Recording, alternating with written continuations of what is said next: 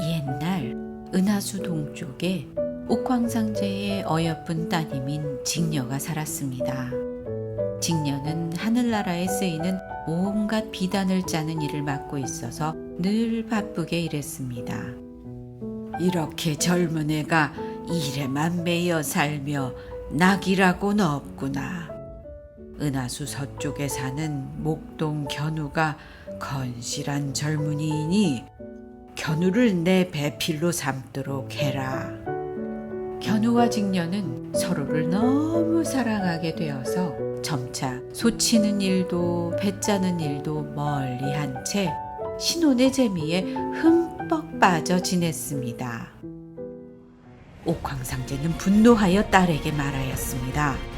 너는 몹시도 염치가 없구나. 부부의 사랑도 좋지만 맡은 임무가 더 중요함을 모르느냐? 이제부터 너는 은하수 동쪽으로 돌아가 비단 짜는 일에 힘쓰도록 해라.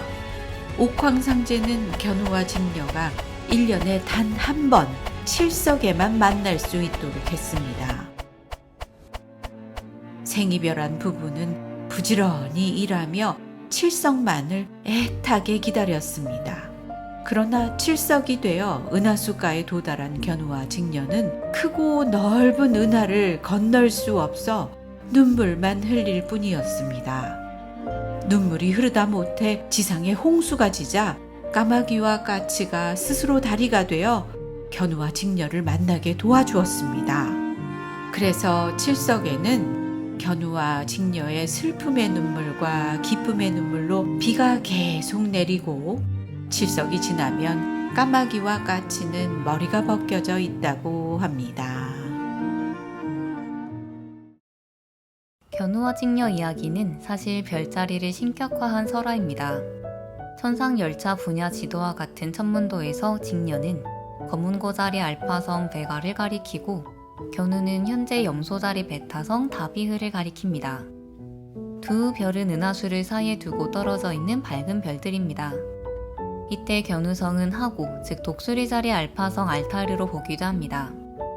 편찬 연대를 알 수는 없지만 기원전 3세기에 이미 존재했던 이아라는 중국 고대 사전에 하고는 견우성을 말한다 라고 기록된 것으로 볼 때 다비흐와 알타이르의 명칭은 오래전부터 견우성으로 혼용된 것으로 보입니다. 천문학과 관련된 기록에서는 다비흐를 견우성으로, 문학과 관련된 기록에서는 알타이르를 견우성으로 본다는 견해도 있습니다.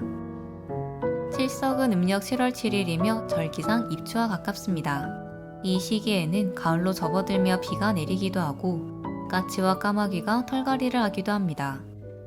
이런 현상들을 보고 견우와 직녀가 흘린 눈물이 비가 되어 내리고 까치와 까마귀가 오작교를 만드느라 털이 빠졌다는 설화가 만들어졌을 것으로 추정됩니다.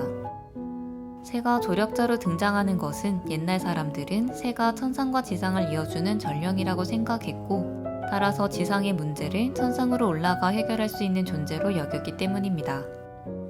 또한 많은 새 중에서 까치와 까마귀가 등장하는 이유는 까치는 좋은 소식이나 기쁨을 상징하는 길조로 여겨졌고 까마귀는 삼조고 설화에서 알 수 있듯 태양을 상징하는 신성한 새였기 때문으로 보입니다.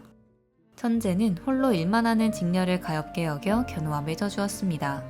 이 장면에는 사랑을 사람이 추구할 소중한 가치로 여기는 태도가 드러납니다.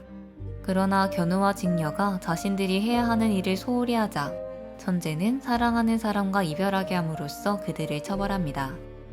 이러한 천재의 결정들은 견우 직녀 이야기를 만들고 공유했던 고대인들이 사랑하는 사람과의 생활이라는 개인적인 삶과 소치고 배짜는 일이라는 사회적인 역할 사이에는 균형이 필요하다고 여겼음을 잘 보여줍니다. 이처럼 견우직녀 설화는 애절한 사랑 이야기인 동시에 삶에 대한 진지한 성찰이 들어있기에 고대부터 지금까지 많은 사람들이 밤하늘을 바라보며 떠올리는 이야기가 되었을 것입니다.